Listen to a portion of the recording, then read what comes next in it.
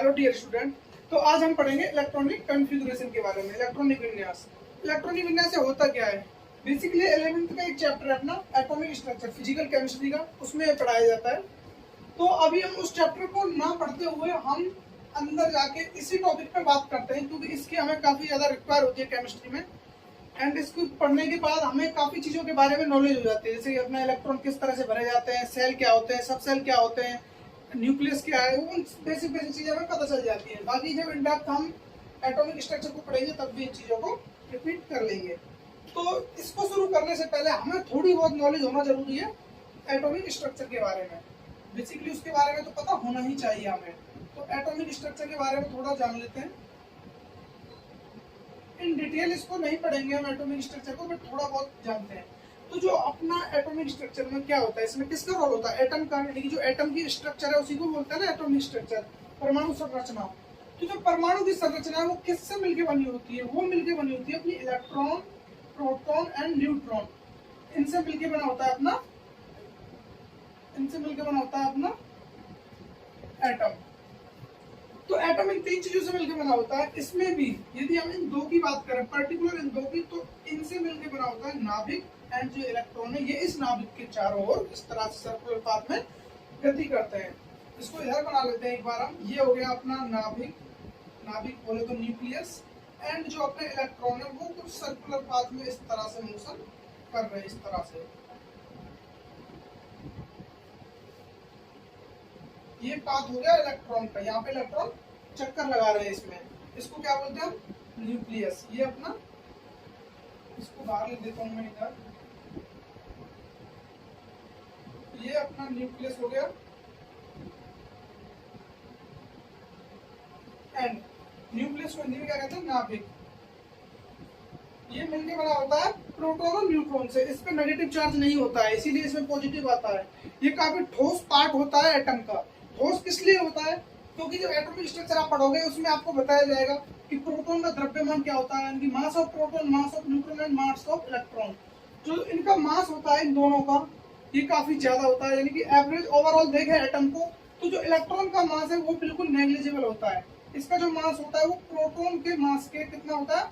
1837वां भाग होता है प्रोटॉन का। ये अप्रोक्स इतना होता है मास ऑफ इलेक्ट्रॉन। तो इसका मास बहुत कम होता है। जो ओवरऑल मास होता है वो उसके नाभिक में ही होता है, यानी कि उसके न्यूक्लियस में ही होता है। जितना भी एटम का मास होता है वो यहीं पे रखा हुआ होता है।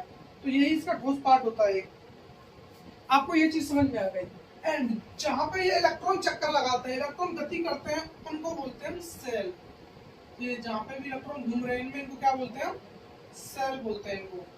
ठीक है, ये समझ में आ गया अपने को। एंड अब इन सेल को हम नाम दे सकते हैं इस तरह से, कैपिटल लेटर में एल, इसको के एल एम एन, इस तरह से इनको हम नाम दे सकते हैं। और जो ये अपने ये जो सर्कुलर पाथ है, जो सेल है अपनी, ये क्या बताती है हमें? ये हमें बताती है एनर्जी लेवल को। ये हमें ऊर्जा स्तर के बारे में जानकारी देती है कि जो अंदर है इसकी ऊर्जा सबसे कम होती है एंड इसकी ऊर्जा ज्यादा। इस तरह से ये हमें ऊर्जा के बारे में जानकारी देती है। जो भी अपनी ये अपना जो सर्कुलर पाथ है, इसको क्या बोलते हैं? सेल। अब इन्हीं सेलों के अंदर होती है कुछ सब सेल। क्या बोला मैंने? सेल के अंदर होती है सब सेल। बोले तो सेल के अंदर भी सेल होती है, जिनका नाम होता है अपना, यानी कि सब सेल क्या होती है? सब सेल होती है अपनी इस तरह से एस पी डी एफ। ये होती है अपनी सब सेल, इनको सब सेल बोलते हैं।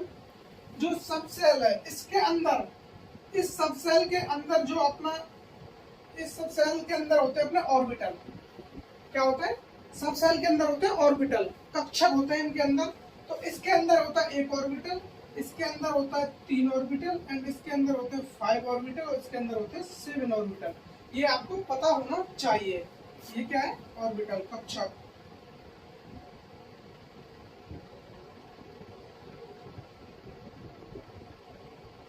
एंड इसके अंदर 3 ऑर्बिटल, 5 ऑर्बिटल, 7 ऑर्बिटल, इस तरह से होते हैं ये। अब देखो इधर, जो अपना ये फर्स्ट एनर्जी लेवल है, जो फर्स्ट एनर्जी लेवल है ये बना होता है अपना एस सब सेल से। और इसमें कौन सा एस आता है? 1s। 1s क्यों? क्योंकि फर्स्ट एनर्जी लेवल है। एंड जो सेकंड एनर्जी लेवल है वो मिलकर बना होता है अपना 2s एंड 2p से। 2s एंड 2p से। एंड जो थर्ड एनर्जी लेवल है अपना वो मिलकर बना होता है 3s 3p एंड 3d से। यहाँ पे क्या है, d सब सेल और ऐड हो जाता है। एंड जो अपना फोर्थ है ये मिलकर बना होता है 4s 4p 4d and 4f से मिलकर। इस तरह से ये बना हुआ था। जो सब सेल है अपनी इस तरह से भरी हुई होती है। इसमें 1s का ऑर्बिटल आते हैं ओनली, इसमें 2s और 2p के ऑर्बिटल आते हैं, इसमें 3s 3p 3d एंड इसमें 4s 4p 4d 4f। इस तरह से ये बना होता है। अब आपको ये चीज समझनी होगी कि ये इसमें 1s क्यों आता है, इसमें 2s 2p क्यों आता है, इसमें 3 क्यों आ जाता है, इसमें 4 क्यों आते हैं। तो इसके लिए हम जो क्वांटम संख्या पढ़ेंगे अभी थोड़ी देर बाद स्टार्ट करेंगे, तो आपको ये चीजें भी साथ साथ क्लियर हो जाएंगी। तो अब हम यदि देखें जो अपना एनर्जी लेवल है वो अंदर से बाहर की तरफ क्या है, बढ़ता हुआ जा रहा है। तो हम इसको काउंट करेंगे अंदर से बाहर की तरफ। इस तरह से हम एनर्जी लेवल को लिखते हैं। तो इसको यहाँ से रफ करके मैं आपको बताता हूँ। देखो यदि हम इनको इस तरह से लिखें, बाहर अंदर से बाहर की तरफ लिखें इनको, तो यहाँ पे क्या आएगा अपना 1s एंड यहाँ पे 2s 2p 2s 2p 3s 3p 3d and 4s 4p 4d। इस तरह से ये बढ़ते हो जाएंगे। तो यहाँ पे ये 1s 2s इस तरह से हमने लिखी सीक्वेंस में। तो ये अपना निकल के आया जब हम अंदर से बाहर की तरफ आ रहे हैं, सेलों से होते हुए, इस तरह से सब सेलों से होते हुए अंदर से बाहर की तरफ आ रहे हैं। तो अपना कुछ इस तरह का मेथड आपको मिलता है। तो क्या आपको लग रहा है कि इलेक्ट्रॉनों को हमें ऐसे ही भर देना चाहिए कि इधर 1s में पहले 2s 2p 3s 3p इस तरह से भरते हैं?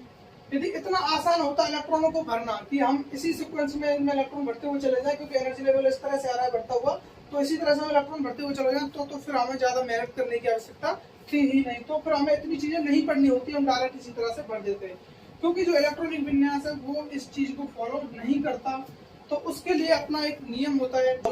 आप ने एक थ्योरी दी थी, उसी के कॉन्सेप्ट पे, उसी के बेस पे हम इलेक्ट्रॉनों को भरते हैं, इलेक्ट्रॉनों को उसी तरह से हम फिल करते हैं उसमें। तो अब पढ़ेंगे आपबाउ का नियम। आपबाउ का नियम क्या कहता है? देखो आपबाउ कहता है जो अपना, आपबाउ ने एक तरह से हमें बताया था कि जो ये एनर्जी लेवल है, जो ये एनर्जी लेवल है अपना, ये जो यानी कि ऊर्जा स्तर यहाँ पे जो भी आ रहा है अपना, वो किस तरह से होता है, किस सीक्वेंस में होता है, उसके लिए उसने एक रूल दिया था आपबाउ ने। क्या पढ़ेंगे इसमें हम? आपबाउ पढ़ेंगे। तो आपबाउ ने क्या नियम दिया था हमें? उसने बोला था कि जो एनर्जी लेवल है उसका पता लगाते हैं हम n+l रूल से। आपबाउ ने क्या रूल दिया था हमें? n+l rule. इससे हम पता लगाएंगे कॉन्फ़िगरेशन के बारे में कि किसकी एनर्जी लेवल ज्यादा। ये तो आपको पता चल गया होगा कि पहले इलेक्ट्रॉन उसमें जाएगा जिसकी, यानी कि उस सब सेल में जाएगा जिसकी एनर्जी लेवल कम है, जिसका ऊर्जा स्तर कम है, पहले उसका इलेक्ट्रॉन जाएगा, एंड जिसकी एनर्जी लेवल ज्यादा है उसमें इलेक्ट्रॉन बाद में जाएगा। तो आपबाउ ने यही चीज बताई थी हमें कि किस सब सेल का एनर्जी लेवल ज्यादा है एंड किस सब सेल का एनर्जी लेवल कम है। उन्होंने बोला जिसका n+l ज्यादा उसका एनर्जी लेवल ज्यादा, एंड जिसका n+l कम उसका एनर्जी लेवल कम। अब आपको दिक्कत ये आ रही है कि ये n+l रूल है क्या, ये n+l है क्या? तो इसको पढ़ने के लिए हमें, यानी कि n और l को जानने के लिए अब हमें स्विच करना पड़ेगा क्वांटम नंबर की तरफ, क्योंकि ये दोनों क्या है, n और l, ये दोनों के दोनों ही क्वांटम नंबर है अपने। तो अब हमें थोड़ी क्वांटम नंबर के बारे में नॉलेज ले लेते हैं, उसके बाद हम बताएंगे आपको कि इनको किस तरह से भरा जाता है। एंड इन्होंने एक ग्राफ भी दिया था आपबाउ ने, उस ग्राफ को भी हम पढ़ेंगे इसमें, जिससे क्या है कि चीजें बहुत आसानी से क्लियर हो जाती है। तो इसको मैं एक बार रफ कर देता हूँ यहाँ से। तो अब हम लोग को क्या पढ़ना है इसमें? Quantum number. तो जो क्वांटम नंबर है अपना,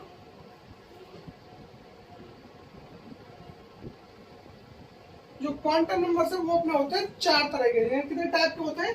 क्वांटम नंबर होते हैं 4 प्रकार के, जिनमें अपना फर्स्ट होता है, फर्स्ट क्वांटम नंबर होता है अपना प्रिंसिपल क्वांटम नंबर। क्या होता है अपना? Principal quantum number. एंड अपना सेकंड होता है अज़ीमुथल क्वांटम नंबर।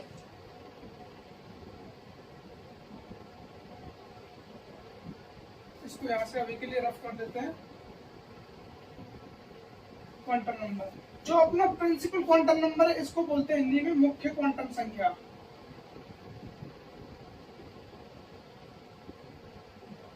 क्या बोलते हैं इसको?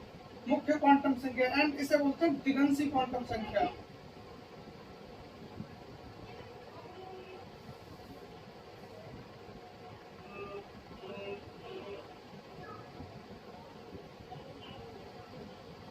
तरह से कुछ लिखते हैं।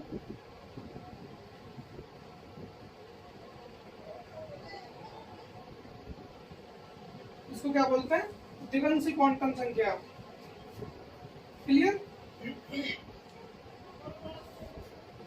इसको द्विगंशी क्वांटम संख्या बोलते हैं। एंड जो अपना थर्ड आता है वो होता है स्पिन क्वांटम संख्या, यानी स्पिन क्वांटम नंबर।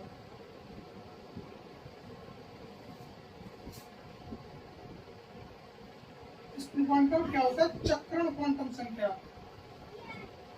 क्वांटम को हिंदी में क्वांटम ही बोलते हैं, चक्रण क्वांटम संख्या। एंड जो अपना फोर्थ है वो होता है अपना मैग्नेटिक क्वांटम संख्या।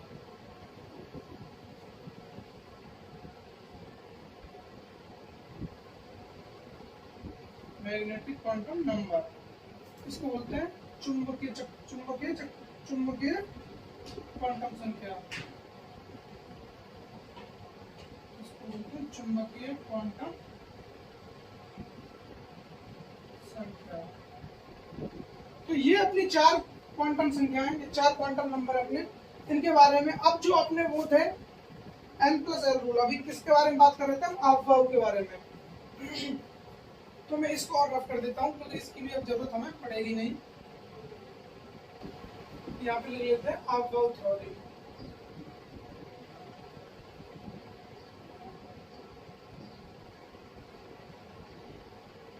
क्या बोलते हैं इसको? अफवाह सिद्धांत।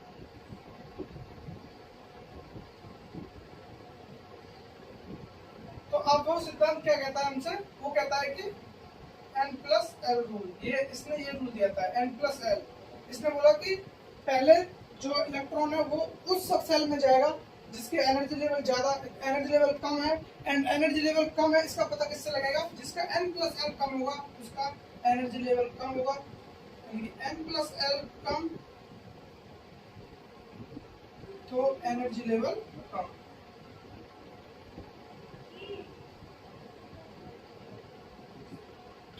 ये है अपना मेन कॉन्सेप्ट। ये हम इसको डिक्रीज करते हैं तो ये भी डिक्रीज होगा, ये है मेन कॉन्सेप्ट। एंड यदि n+l को हम इंक्रीज करें तो अपना एनर्जी लेवल भी इंक्रीज हो जाएगा, इस तरह से।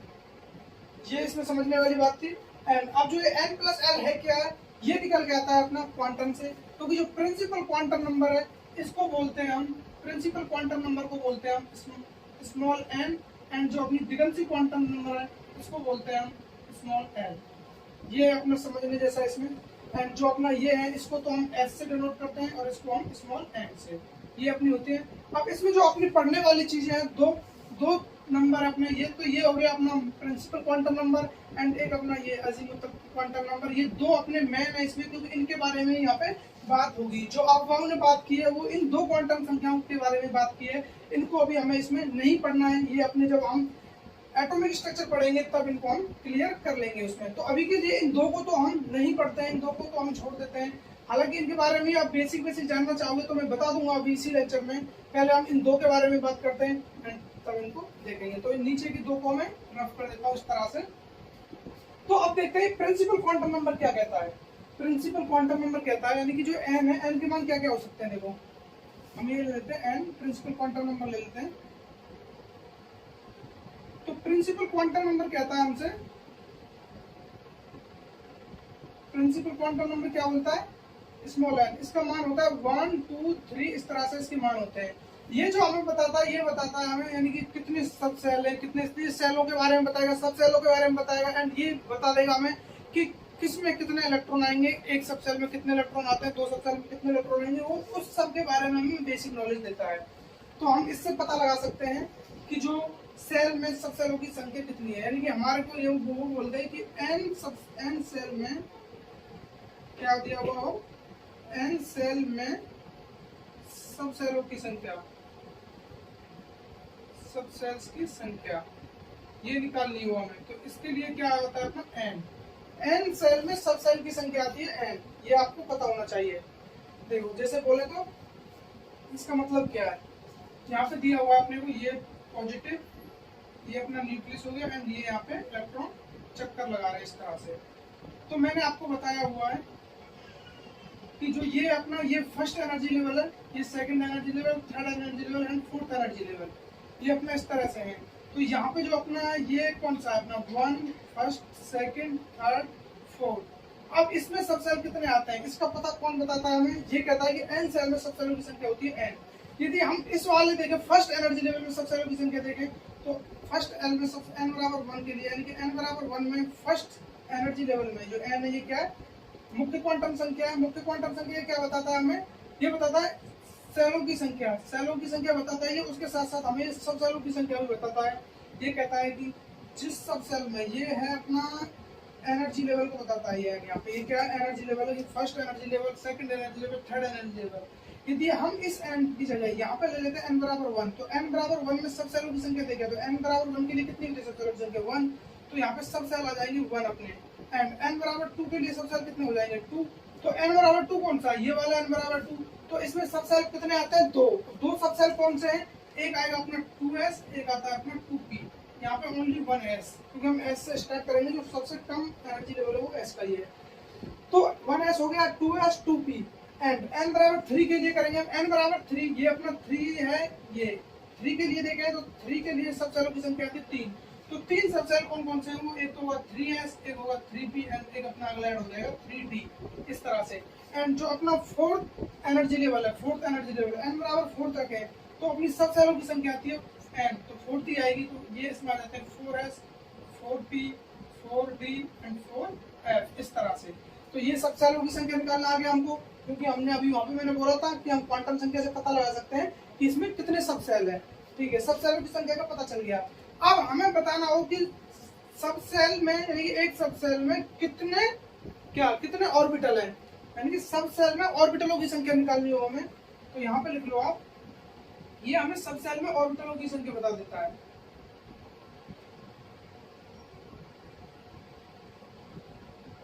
सब सेल में ऑर्बिटल की संख्या, तो ये होती है अपनी n स्क्वायर। क्या होती है? n square. तो ये कैसे निकालते हैं देखो, अब इसको बता देता हूं मैं। अब हमारे पास दिया हुआ है क्या? n बराबर 1। यहाँ पे देखते हैं हम, यहाँ पे सब सेल में ऑर्बिटल की संख्या, ये फर्स्ट सब सेल दिया हुआ है 1। तो यहाँ पे कितना हो जाएगा अपना ऑर्बिटल की संख्या? 1 स्क्वायर बराबर 1। तो यहाँ पे एक ही ऑर्बिटल है, वो है अपना s ऑर्बिटल है यहाँ पे। यानी कि s में कितने ऑर्बिटल आते हैं? एक ऑर्बिटल आता है। ये ऑर्बिटल को बनाते किस तरह से? ये अपना एक ऑर्बिटल हो गया, ये एक कक्षक हो गया, ये इस तरह से एक ऑर्बिटल हो गया। एंड अब देखते हैं n बराबर 2 के लिए। n बराबर 2 के लिए देखें तो n बराबर 2 में जो ऑर्बिटलों की संख्या आ जाएगी वो कितनी आ जाएगी? 2 स्क्वायर, यानी कि 4। तो n बराबर 2 आ जाएगी 4। अब 4 ऑर्बिटल कौन कौन से हैं? 4 ऑर्बिटल अब आपको देख के पता चल रहा होगा कि यहाँ पे एक अपना 2s है, एक 2p है। क्लियर? 2s और 2p के अलावा और कुछ नहीं है। तो 2s यानी कि 2, तो ये क्या बताता है? 2 बताता है एनर्जी लेवल को, एंड जो s है ये बताता है अपना, ये क्या है? सब सेल है। और इस सब सेल में कितने ऑर्बिटल है? एक। इस सब सेल में एक ऑर्बिटल है, ये हम यहाँ से निकाल चुके हैं, क्योंकि ऑर्बिटलों की संख्या, सेल में ऑर्बिटलों की संख्या किससे निकालते हैं? n स्क्वायर से। तो n स्क्वायर से निकाला, इसका 1 स्क्वायर 1 आ गया। तो इसकी तो हम निकाल चुके हैं ऑर्बिटल की संख्या, तो इसकी निकाल चुके हैं, तो इस s की भी ऑर्बिटल की संख्या एक ही होगी। आप चाहे 1s लो, 2s लो, 3s लो, जितने भी s है सबकी ऑर्बिटल संख्या एक ही होती है। एंड अपनी जो टोटल निकल के आ रही है, इसकी ऑर्बिटलों की संख्या 4 आ रही है। जब एक इसकी है तो इसकी कितनी बची? 3। तो इसके पास है अपने 3, इसके पास 1 इसके पास। तो अपना जो 2s और 2p इस तरह से बन जाता है। ये इसके 3 ऑर्बिटल इधर आ गए, तो ये हो गया अपना 2s और ये हो गया अपना 2p। तो ये इसके ऑर्बिटल आ गए। इसी तरह से हम n बराबर 3 के लिए भी निकाल सकते हैं। n बराबर 3 के लिए क्या हो जाएगा? 3 स्क्वायर यानी कि 9। तो इसमें कितने आएंगे? 9 में कौन कौन से? एक तो इसके लिए आ जाएगा, 2 इसके लिए, 3 इसके लिए आ जाएंगे, 1 और 3 4 इसके हो गए, तो 5 हो गए d के लिए। तो 5 बनेंगे d के।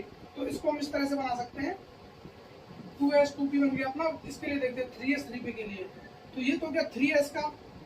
एंड 3p के लिए देखेंगे तो इसमें 3 ऑर्बिटल आएंगे इस तरह से, ये 3p। एंड 3d के लिए देखेंगे तो 3d में कितने ऑर्बिटल है? 5। तो ये हो गया 3d के लिए। इस तरह से ऑर्बिटलों की संख्या हम निकाल सकते हैं इससे। तो अपने ऑर्बिटलों की संख्या निकालना आ गया, सब सेल निकालना आ गया, सेल निकालना आ गया। और अब अपना लास्ट स्टेप बचता है इसमें निकालने के लिए, वो होता है इलेक्ट्रॉनों की संख्या। तो इलेक्ट्रॉनों की संख्या हमें निकालनी, यदि हमें कुल इलेक्ट्रॉनों की संख्या पता लगानी हो, तो वो होता है अपना, यहाँ पे एक बार मैं देख लेता हूँ, दिखाई दे रहा है नहीं? ठीक है, अभी थोड़ा दिख रहा है।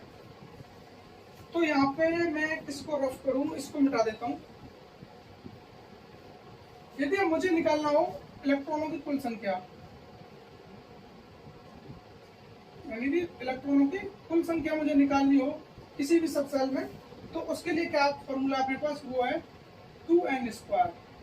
ये कुल इलेक्ट्रॉनों की संख्या, यानी कि कुल इलेक्ट्रॉनों की संख्या निकालें। यदि हम इसके लिए देखें n बराबर 1 के लिए, तो n बराबर 1 के लिए देखेंगे 2 × 1² बराबर 2। तो n बराबर 1 के लिए कौन सा सब सेल आता है अपना, n बराबर 1 के लिए आता था अपना 1s। n बराबर 1 के लिए क्या आता है, s आता है अपना। तो अपने को पता चल गया कि s जो ऑर्बिटल है, s जो ऑर्बिटल है उसमें कितने इलेक्ट्रॉन आएंगे, 2। और वो 2 किस तरह से आएंगे, इस तरह से, ये इसमें 2 इलेक्ट्रॉन आएंगे s ऑर्बिटल में। ये अपना पता चल गया हमें। n बराबर 3 के 2 के लिए देखें, n बराबर 2 के लिए तो 2n² यानी कि 2 × 4 8 आ गया। तो n बराबर 2 के लिए अपना आता है 8 इलेक्ट्रॉन आएंगे उसमें। 8 इलेक्ट्रॉन किस तरह से आएंगे, यदि हमने वो बनाया था इसके लिए देख लो, n बराबर 2 पे क्या आ रहा था अपना, ये आ रहा था। n बराबर 2 के लिए ये 2 मिल रहे थे हमें s और p, तो इसमें आ गए 2 इलेक्ट्रॉन, एंड 2 इलेक्ट्रॉन इसमें आ जाएंगे। तो इस तरह से हो गए अपने 8 इलेक्ट्रॉन। ये इनको भरने का तरीका हो गया।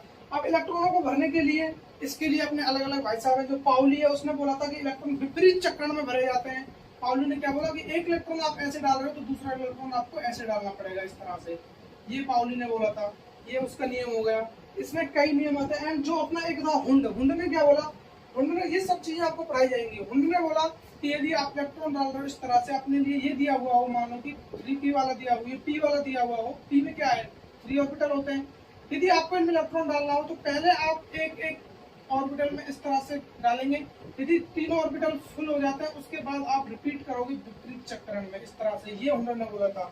तो सबके अलग अलग नियम थे। उनमें से जो अपना इलेक्ट्रॉनों को भरने के लिए काम आता है वो आता है आपबाऊ का। तो इसीलिए हम आपबाऊ पे ज्यादा बातें कर रहे हैं। तो बेसिकली इतनी बातें हो गई। अब हम इलेक्ट्रॉनों को भरना स्टार्ट करते हैं कि किस तरह से भरते हैं। n+ रूल किस तरह से लगता है। n का मान आपको पता चल गया कि n के मान क्या क्या होते हैं। इसके बारे में हमने ज्यादा बात कर ली, प्रिंसिपल क्वांटम नंबर के बारे में इतनी जरूरत थी नहीं। तो इसको मैं रफ कर देता हूँ सबको। क्वांटम नंबर के बारे में आपको बेसिकली पता चल गया होगा। तो अब बात करते हैं हम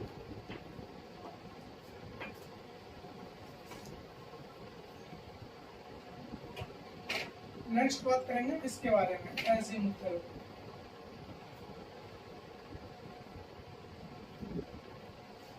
तो ये नंबर क्या होता है अपना, इसमें बेसिकली इसका जो मान आता है, जो इसका न्यूमेरिकल मान आता है वो आता है अपना 0 से लेके n-1 तक। अब n का आपको पता है, n क्या है यहाँ पे, मुख्य क्वांटम संख्या, यानी कि प्रिंसिपल क्वांटम नंबर है ये अपना। तो इसका तो आपको पता ही है पहले से ही, n-1 कर देंगे तो यहाँ 0 से लेके n-1 तक इसका मान आता है। एंड इसको हम किससे रिप्रेजेंट करते हैं, स्मॉल l से। तो अब हमें इसके मान निकालने हो तो वो आप अच्छे से बता सकते हो। देखो इधर जैसे अपने को दिया हुआ n बराबर 1 पे बताना है हमें कि अपना जो दिगंशी क्वांटम संख्या है, जो एजीमुथल क्वांटम नंबर है वो कितना आएगा। तो n बराबर 1 पे निकालेंगे तो n बराबर 1 पे आएगा अपना l का मान 0, क्योंकि l का मान होता है 0 से लेके n-1। यदि आप n का मान 1 करोगे, इसमें पुट करें n का मान, तो n-1 क्या आएगा अपना 0। तो n बराबर 1 पे l का मान 0 आता है, ये आपको पता होना चाहिए। और आप ये चीज पता कर चुके हैं, n बराबर 1 पे जो अपना सब सेल आता है वो कौन सा आता है, वो आता है s। ऐसा था अपना, ये आपको पता है। यहाँ पे हम निकाले थे ना कि n बराबर 1 रख रहे थे तो कौन सा आ रहा था अपना, s आ रहा था, क्योंकि ये फर्स्ट ऑर्बिटल इसमें क्या आता है, एक ही सब सेल जाता है इसमें, वो s वाला। तो इसके लिए आता है l बराबर 0 तो अपना आता है s, क्योंकि n बराबर 1 ले रहे हैं। n बराबर 1 में क्या भरा जाता है अपना, जो फर्स्ट एनर्जी लेवल है उसमें s आता है अपना, s कच्चा या फिर s सबसेल बोले तो। एंड n बराबर 2, n बराबर 2 के लिए क्या करेंगे हम, l का मान आएगा अपना 0 तो आएगा ही, कॉमा, क्योंकि हम बोल रहे हैं 0 से n-1, तो 0 आ गया। एंड उसके बाद स्टार्ट करते हैं, n का मान रख के देखते हैं इसमें हम, 2-1 तो 1, तो 0,1 l का मान आ गया।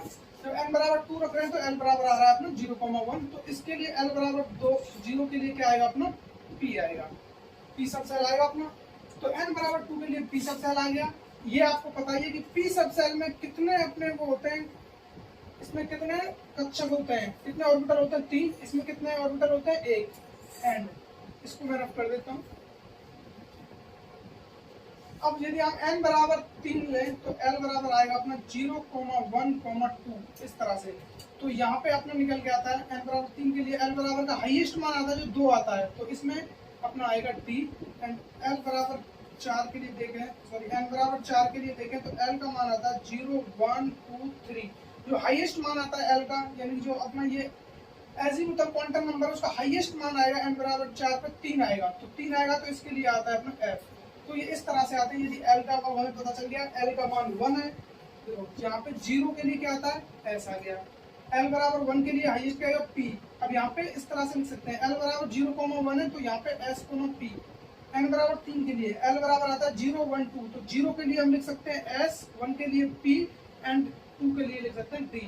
एंड इसी तरह से l के 0 के लिए लिख सकते हैं s, 1 के लिए लिख सकते हैं p और इसके लिए d एंड 3 के लिए f।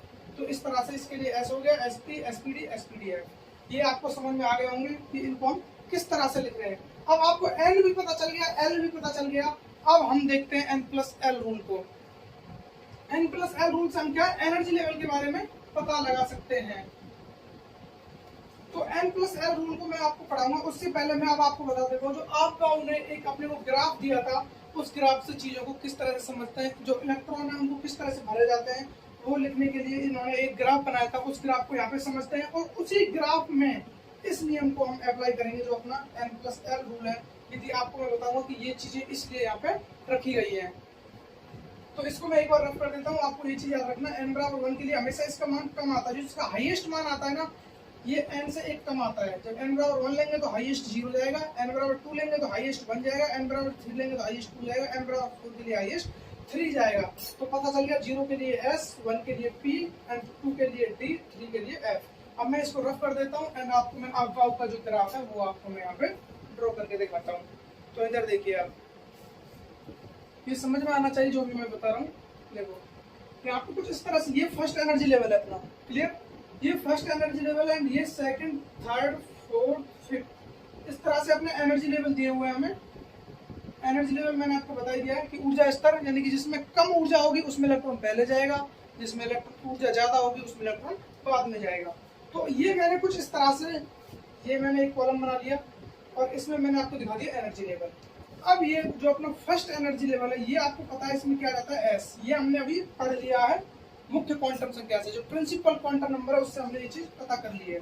एंड जो अपना सेकंड एनर्जी लेवल है उसमें कौन कौन से होते हैं, 2s एंड 2p। ये मैंने यहाँ से डायग्राम मिटा दिया है, तो यहाँ पे एक बना लेते हैं छोटा सा, उससे क्या है थोड़ा और अच्छे से दिखता रहेगा आपको।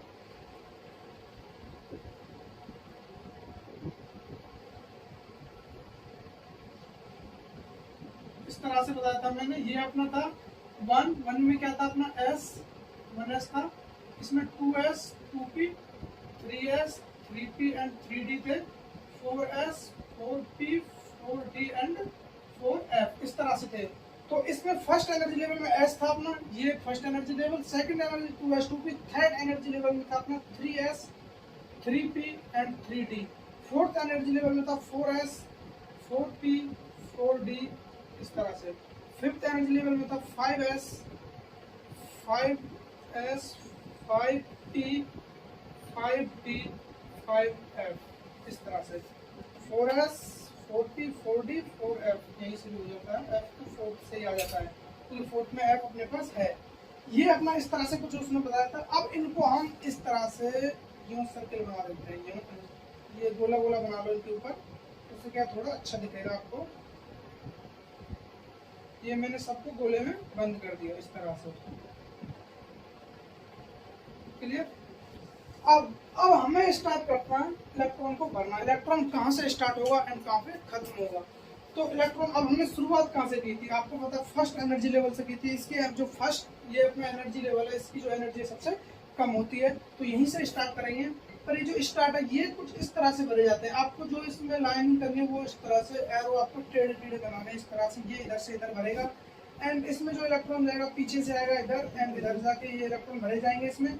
एंड जो अपना फिर इलेक्ट्रॉन आएंगे वो इधर से भरेंगे एंड इधर आते हुए इधर से निकलेंगे एंड उसके बाद इधर से भरेंगे इलेक्ट्रॉन इस तरह से एंड ये इधर की तरफ। फिर हम यहीं से स्टार्ट करेंगे, ये इस तरह से आपको एकदम सीधी लाइन लेके आनी है इस तरह से।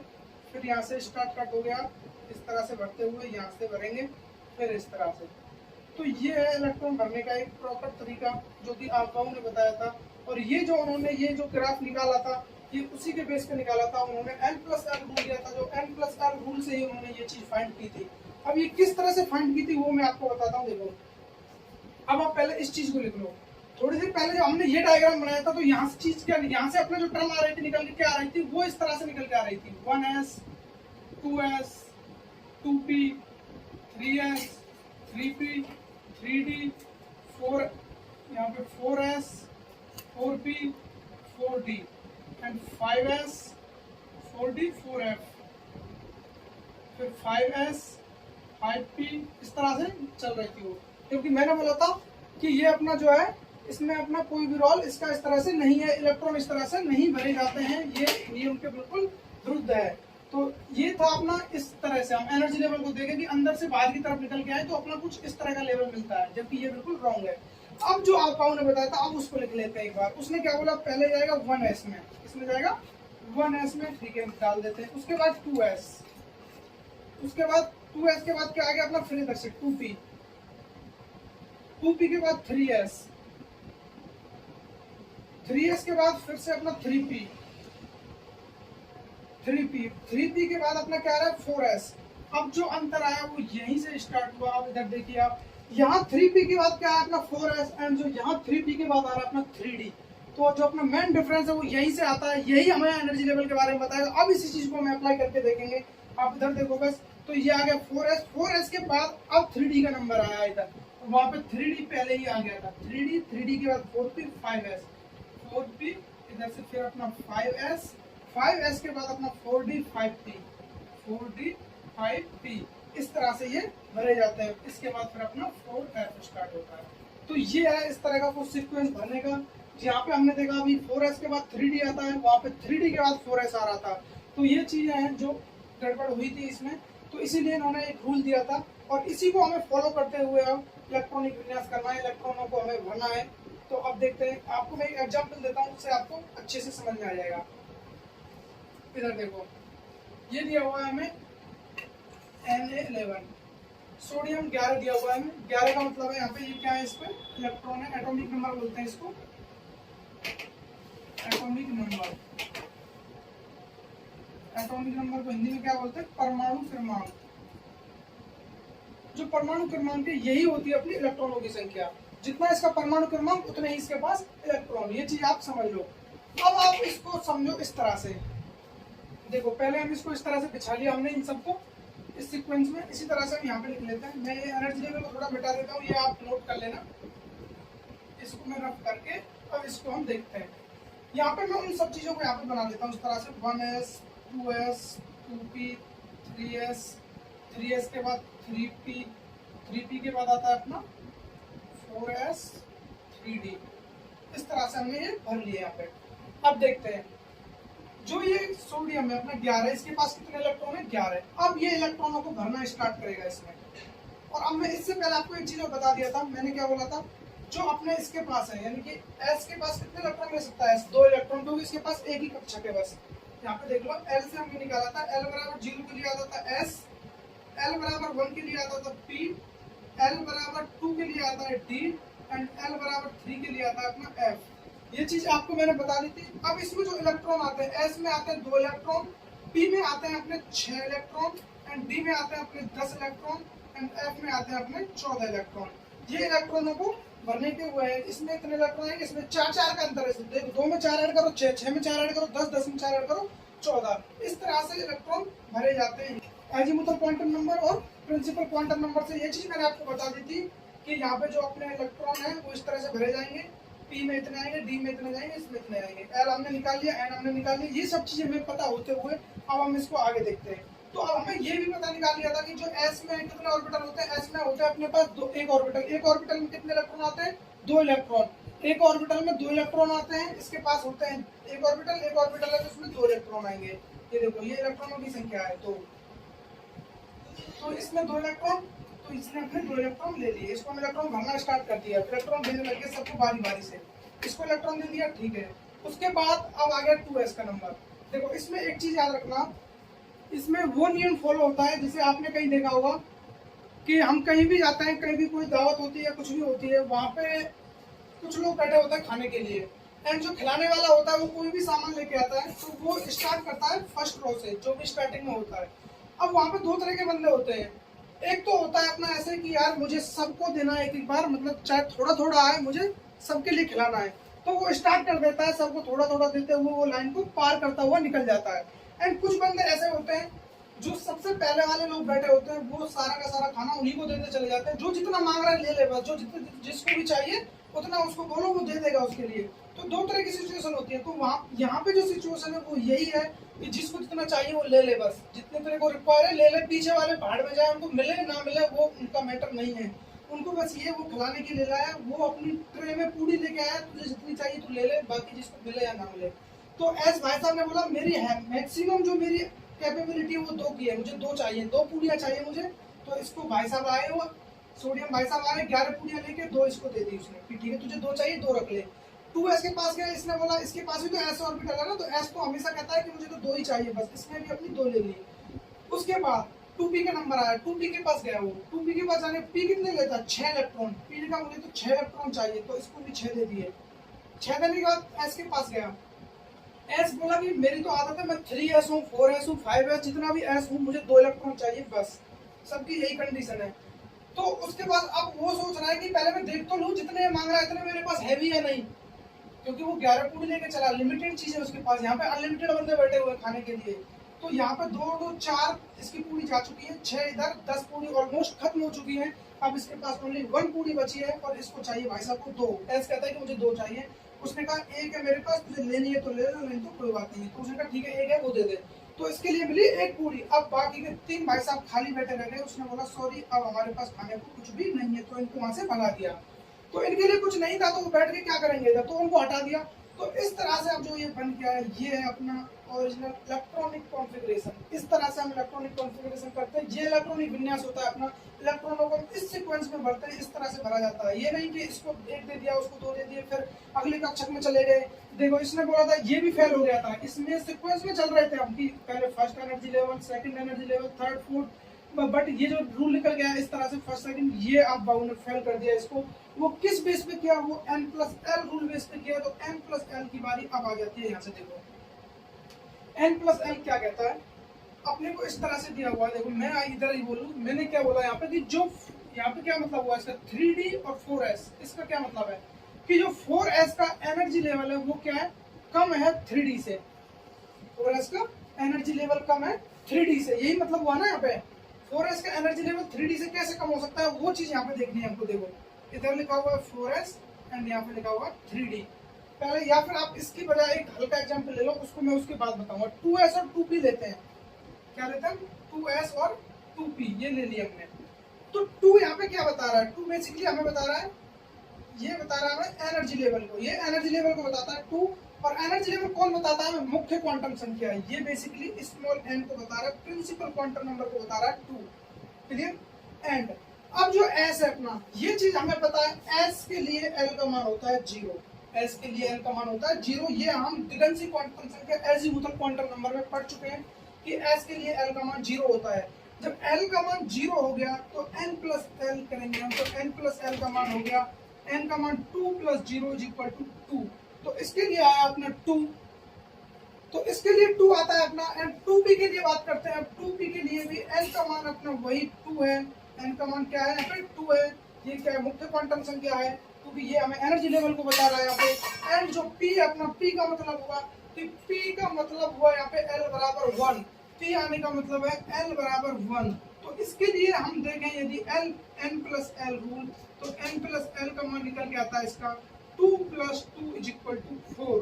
क्या निकल के आया, सॉरी p के लिए l बराबर 1 होता है, l बराबर 1, तो 2 + 1 = 3, ये निकल के आया। तो अब आपको एक चीज समझ में आ रही होगी कि जो n+l है ये इसके लिए ज्यादा आ रहा है 2p के लिए, 2s के लिए कम आ रहा है। तो इससे ये चीज सिद्ध होती है कि जो इसकी एनर्जी वो इससे ज्यादा है। तो इसीलिए हमने 2s को पहले लिखा और 2p को बाद में लिखा, क्योंकि 2s का एनर्जी लेवल कम है और 2p का एनर्जी लेवल ज्यादा है। तो अब मैं इस चीज को रफ कर देता हूँ एंड एक एग्जांपल और लेते हैं इस तरह से। देखो मैं इसको भी मिटा देता हूँ सोडियम भाई साहब को। इधर देखो, यदि अब मैं लेता हूँ यहाँ पे 4s और 3d, क्या लिया मैंने 4s एंड 3d। 4s और 3d के लिए बात करते हैं। यहाँ पे n का मान आएगा, स्मॉल n का मान आएगा यहाँ पे 4 एंड s के लिए l का मान आ जाता है 0, क्योंकि s के लिए l का मान क्या आता है 0, ये हम पढ़ चुके हैं। एंड यहाँ पे बात करें n प्लस l की, तो n प्लस l निकल के आता है अपना 4 प्लस 0 इज इक्वल टू 4। अब इसके लिए बात करें, यहाँ पे जो n का मान है वो है अपना 3 एंड d के लिए जो l का मान आता है, l का मान आता है 2, तो d के लिए l का मान कितना आता है, d के लिए l का मान आता है 2। तो यहाँ पे n प्लस l रूल देखे हम, तो n प्लस l निकल के आता है अपना 5, n प्लस l क्या आता है 2 प्लस 3 5। तो अब आपको समझ में आ गया होगा कि इसका एनर्जी लेवल 4s से ज्यादा है, यानी कि 3d का एनर्जी लेवल 4s से ज्यादा है, इसीलिए हमने 4s को पहले लिखा और 3d को बाद में लिखा। जिसका एनर्जी लेवल कम उसमें इलेक्ट्रॉन पहले, तो उसको हम पहले लिखेंगे, ये चीज है। इसीलिए n प्लस l रूल से ये चीज क्लियर हुई, तभी उन्होंने इस चीज को देखते हुए ये ड्रॉ किया। अब ये उन्होंने इस तरह से बना दिया। अब आपको कोई और मेथड पसंद हो, आप चाहो तो इनको ऐसे गोला बना के इस तरह से ही लिख दो सबको, ये आपका नियम हो गया। वो मैटर नहीं है, मैटर ये था कि जो उसमें असली रूल ये नहीं दिया था कि इसको छाप लो ये इसका रूल है, ये कोई रूल नहीं है उनका, ये तो उन्होंने इसको अच्छा लगा बना दिया। हो सकता है कि उनके बाद किसी और ने बना दिया हो, उन्होंने भी नहीं छापा उस तरह से, उन्होंने तो बस ये रूल दिया था कि n प्लस l से देखेंगे कि एनर्जी लेवल क्या कह रहा है। एनर्जी लेवल के लिए ये चीजें पता होनी चाहिए आपको। इस तरह से एनर्जी लेवल आप निकाल लेते हो तो आपको पता चल जाता है कि इलेक्ट्रॉन किधर स्विच करेगा, किस में पहले जाएगा, किस में बाद में जाएगा। अब इसका एक एग्जांपल और ले लेते हैं। तो इसमें मैं आपको हर तरह की करा रहा हूँ, डिफिकल्ट वाले भी और आसान वाले भी, इसमें सभी कवर हो रहे हैं। यहाँ पे एक एग्जांपल और लेते हैं, उससे क्या आपको और अच्छे से समझ में आ जाएगा। देखो यहाँ पे हम ले लेते हैं Cr24, ये हम यहाँ से ले लेते हैं। देखो वही सेम चीज पहले अपन इनको लिख लेते हैं, 1s 2s 2p 3p 3s, 3s के बाद कौन सा आएगा अपना, sorry 1s 2s 2p 3s 3p, 3p के बाद क्या आएगा 4s एंड 3d। ये अपना इस तरह से लिख लिया हमने। अब देखते हैं इलेक्ट्रॉनों को भरने का तरीका। अब 24 को किस तरह से बांटते हैं इलेक्ट्रॉनों को। इस भाई साहब को 2 इलेक्ट्रॉन चाहिए, इसको 2, इसको 6 6, इसको 2, इसको 6 एंड सॉरी इसको 2 चाहिए, इसको 6, इसको 2, इसको चाहिए 10 इलेक्ट्रॉन। तो अब देखते हैं इसके पास 10 इलेक्ट्रॉन है भी या नहीं है। तो 24 में से देखो 2 इसने 4 और 6 10 और 10 20 इलेक्ट्रॉन तो ये हो चुके हैं, बचे अपने 4 इलेक्ट्रॉन। तो 4 इलेक्ट्रॉन हमने इसको दे दिए। तो अब बाबू ने तो अपने को यही चीज बताई थी, तो आप भी बोल रहे हो कि हाँ इस तरह से ये हो गया। तो आप आई थिंक आप सबको इस समझ में आ गया होगा, कुछ बच्चे कह रहे हैं हाँ आ गया, बट ऐसा नहीं होता है, ऐसा नहीं होता है। अब आप इस बात को लेके गुस्सा मत करना कि यार इतनी मेहनत से ये चीजें पढ़ाई, आप बाबू को बताया आपने और उसमें इतने नियम याद कराए, क्वांटम संख्या बताई, उन सब चीजों को मिला के जैसे तैसे करके n प्लस l रूल सीखा हमने। n प्लस l के बाद भी ये सिचुएशन बनी और आप बोल रहे हो कि ये गलत है, तो ये एक नाइंसाफी है। बट ऐसा नहीं है। देखो आप इसमें भी समझने वाली एक चीज है जो आपको आनी चाहिए, वो ये है। तो पहले मैं इसको आपको बताता हूँ कि आखिर होगा किस तरह से। तो इसको हम इस तरह से लिखते हैं 1s2 2s2 2p6 3s2 and 3p6 4s2। यहाँ से 4s2 की बजाय इसमें एक इलेक्ट्रॉन जाता है एंड एक इलेक्ट्रॉन इसका इधर शिफ्ट हो जाता है, तो इसको बोलते हैं, यानी कि जो अपना ये वाला कॉन्फ़िगरेशन था इसमें क्या था, इसमें जो ये वाला अपना 4s ऑर्बिटल था ये वाला फुल फील्ड था, एंड ये था जो ये ना तो हाफ फील्ड है और ना ही फुल फील्ड है। यानी कि इसको फुल फील्ड होने के लिए s को कितने इलेक्ट्रॉन की रिक्वायरमेंट होती है, 2 इलेक्ट्रॉन की, अर्थात एक ऑर्बिटल की। इसको एक ऑर्बिटल चाहिए फुलफिल होने के लिए, अर्थात 2 इलेक्ट्रॉन चाहिए। 2 इलेक्ट्रॉन से ये फुलफिल हो जाता है। एंड डी की बात करें तो आपको पता है कि डी में 10 इलेक्ट्रॉन आते हैं फुल होने के लिए। डी में कितने इलेक्ट्रॉन चाहिए, 10 इलेक्ट्रॉन। तो 5 इलेक्ट्रॉन तो इस तरह से डाल दिए हमने इसमें, ये हो गए, एंड 5 इलेक्ट्रॉन इधर विपरीत चक्कर के हमने इधर डाल दिए। तो इस तरह से 10 इलेक्ट्रॉन चाहिए इसको फुलफिल होने के लिए। बट यहाँ पे ना तो ये फुलफिल है और ना ही ये हाफ फिल्ड है। यदि इसको हम हाफ फिल्ड करें तो ये हाफ के लिए हो जाएगा इस तरह से, एंड इसको हाफ फिल्ड करेंगे हम तो इसमें इस तरह से ये 5 इलेक्ट्रॉन इस तरह से इसमें पड़ जाएंगे। तो अब यहाँ पे जो समझने वाली बात है वो ये है कि जो अपना फुल फील्ड और हाफ फील्ड अपना जो भी कॉन्फ़िगरेशन बनता है वो ज्यादा स्टेबल होता है बजाय इसके कि वो ना तो हाफ फील्ड है और ना ही फुल फील्ड है। तो ये क्या है, ये अनस्टेबल है।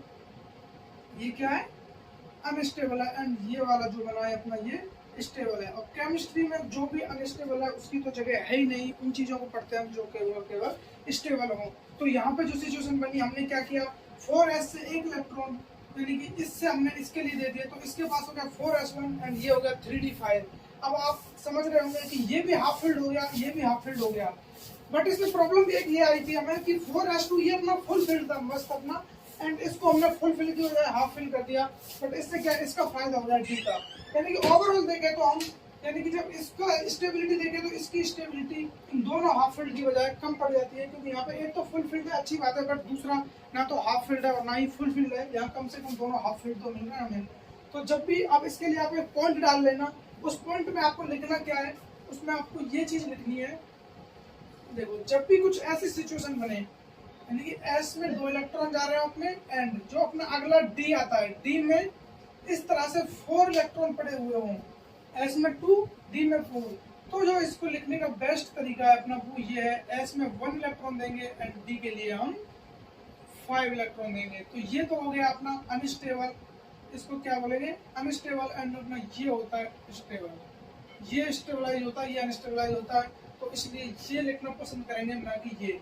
एंड इसी तरह से ये दिया हुआ हो, हमें S2 दिया हुआ हो एंड D9 दिया हुआ हो, ये कंडीशन आ रही हो अपनी, तो यहाँ पे हम लिखना पसंद करेंगे कि एक इलेक्ट्रॉन हम इससे लेके इसके लिए दे दें, तो ये हाफ फिल्ड हो जाएगा अपना, एंड D अपना फुल फिल्ड हो जाएगा।